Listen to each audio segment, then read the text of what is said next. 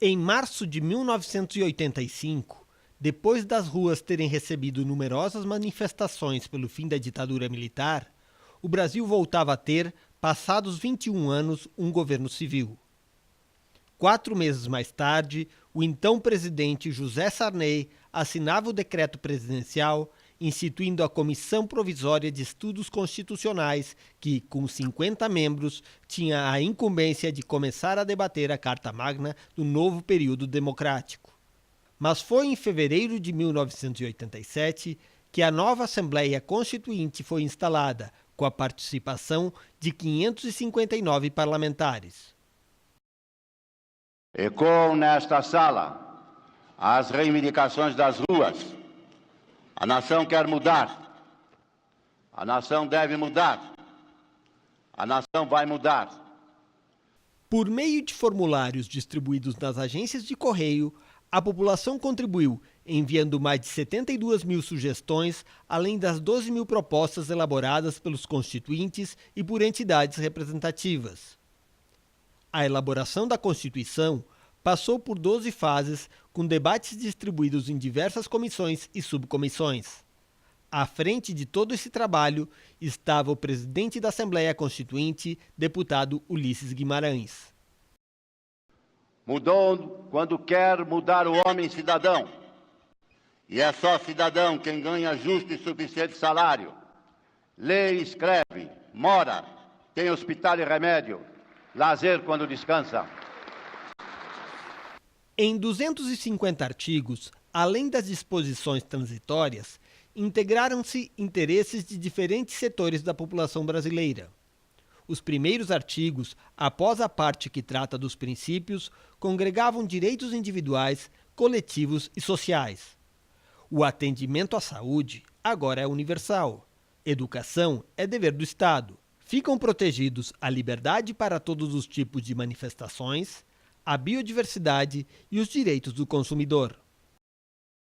Recorde-se, alvissareiramente, que o Brasil é o 5º país a implantar o Instituto Moderno da Seguridade, com a integração de ações relativas à saúde, à previdência e assistência social, assim como a universalidade dos benefícios para os que contribuam ou não. A Constituição Federal foi promulgada em 5 de outubro de 1988. Um ano mais tarde, os brasileiros, depois de esperar por 29 anos, voltavam a ter o direito de eleger seu presidente. O Estado prendeu e exilou. Foi a sociedade mobilizada nos colossais comícios das diretas já, que pela transição e pela mudança derrotou o Estado usurpador. A Constituição pretende ser a voz, a letra, a vontade política da sociedade rumo à mudança.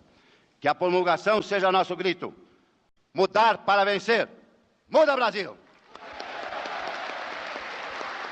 Constituição preocupada com o social, ela não podia deixar de lado a legislação trabalhista. Embora as constituições anteriores tratassem do direito do trabalho em alguns aspectos, elas não o tinham da forma como veio ser estabelecida no artigo 7º da Constituição de 1988, que traz todo um rol de direitos sociais, entre os quais vários direitos trabalhistas.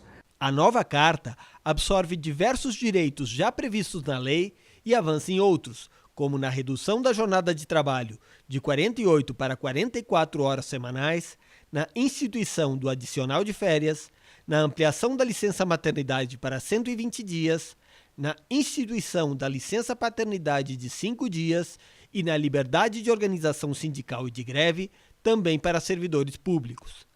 Além disso, estabelece-se garantia de emprego contra despedida arbitrária ou sem justa causa, com indenização compensatória e a proteção do emprego frente aos efeitos da automação.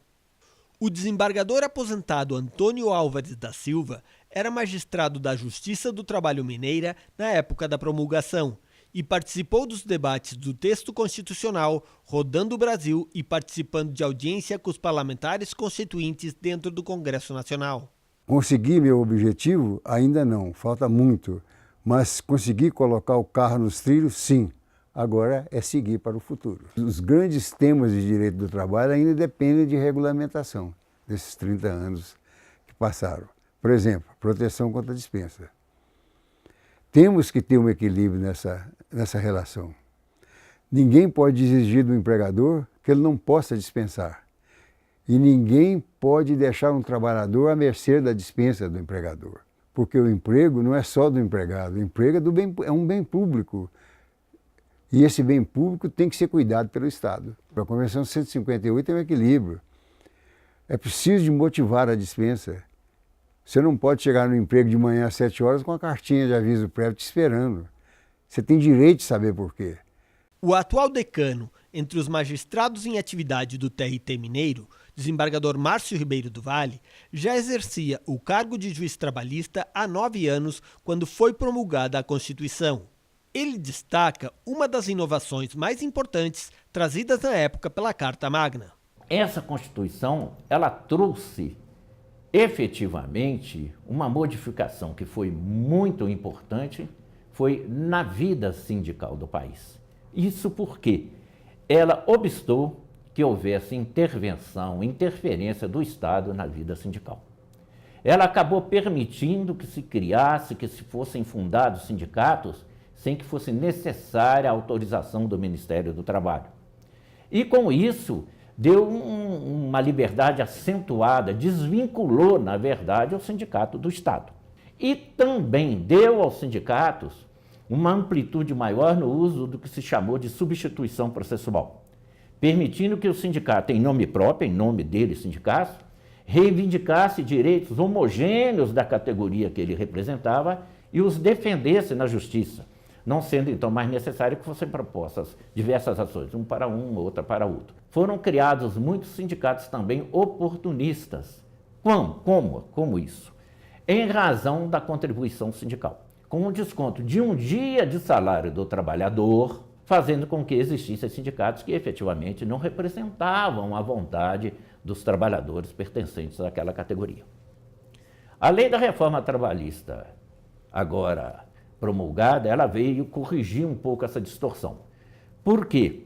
Ela liberou esse desconto que era obrigatório e abrangia todos os trabalhadores brasileiros para permiti-lo somente do trabalhador que venha autorizar esse desconto. E passados 30 anos do início da vigência da Carta, será que o texto da Constituição da República Federativa do Brasil ainda pode ser considerado adequado às necessidades do país? Eu acho que nós tivemos avanços, sabe? Avanços paulatinos, avanços meio demorados, mas tivemos. E é uma boa Constituição, desde que ela seja aplicada. Para isso, nós deveríamos criar um tribunal constitucional, e esse tribunal constitucional seria misto, seria composto de juízes, procuradores, advogados e professores universitários e até de representantes do povo, desde que tivesse qualificação jurídica. E decidiria as questões constitucionais. O cidadão brasileiro, ele não sabe os direitos que tem e não sabe exercê-los. Eu costumo dizer para os meus alunos que nós não precisamos de nenhuma lei nova, que o meu sonho de jurista é que o Brasil aplique as leis que tem. Esses direitos sociais, esses direitos fundamentais, tratados desde logo nos primeiros capítulos da Constituição, vieram dar a marca da Carta Magna de 88, a marca de seu avanço, voltando-se para os direitos, a dignidade, voltando-se para o valor trabalho e voltando-se para valores que antes não eram tão relevantes em constituições anteriores. Nós temos aí normas ímpares, ditando a necessidade de que todos nós lutemos para bem harmonizar capital e trabalho, como contribuição de todos os brasileiros na busca de melhores dias.